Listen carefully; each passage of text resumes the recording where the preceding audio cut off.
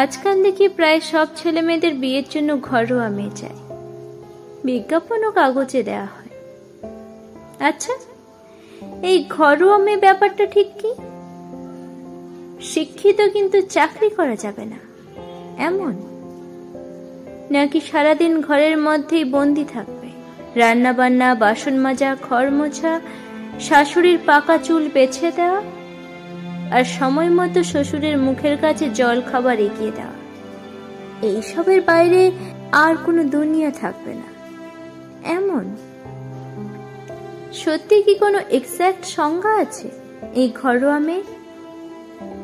যে জিনিসটা ঘরেই বানানো হয়েছে সেটাকে তো ঘরোয়া বলে জানি।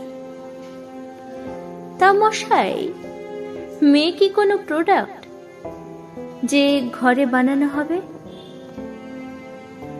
তাও শুধু আপনার জন্য।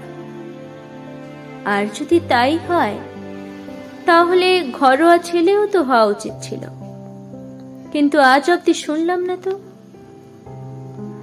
আমার এক বন্ধুকে যখন জিজ্ঞেস করলাম, কি রে, বিয়ে থা করবি না নাকি? দেখ না মেয়েটে আছে নাকি। আমি তো অবাক। কেন, তোর গার্লফ্রেন্ড রুবি নাকি যেন?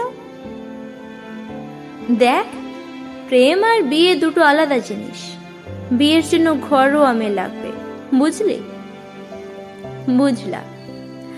তখনই ঘরোয়া মেয়ের অর্থটা কিছুটা বুঝলাম, কারণ আমি আমার বন্ধুটাকে খুব ভালোই চিনি। ঘরোয়া মেয়ে হলো সেই মেয়েটা যার নিজের শখ আহ্লাদ বলে কিছু থাকতে নেই, যে স্বামীর মুখের ওপর কথা বলবে না, সারা দিনের ফ্রাস্ট্রেশন বাড়ি ফিরে খুব সহজে তার উপরে ঝাড়তে পারা যাবে, স্ব ইচ্ছায় যাতায়াত হবে শুধু হেসেল থেকে ঠাকুর ঘর, এক ডাকে যে সব সময় চোখের সামনে হাজির থাকবে। কিন্তু তাকে দিয়ে তো ব্যাংকের কাজ হোক বা ইলেকট্রিক বিল জমা সবই করাতে হবে। বা ধরুন বাবার হঠাৎ পেটে ব্যথা উঠলে ডাক্তারের পুরনো প্রেসক্রিপশন দেখে মেডিসিনও আনতে হবে। তাই ঘরোয়া মেয়েটিকে তো অন্তত পক্ষে গ্র্যাজুয়েট হতে হবে। এবার আমি বলি, আসলে তোদের বউ না, ফ্রিতে একজন শিক্ষিত কাজের লোক লাগবে, যে সারাদিন বাড়ির সব হাই ফরমাস খাটার পরে রাত্রে তোকে ফ্রিতে সেক্সও দেবে।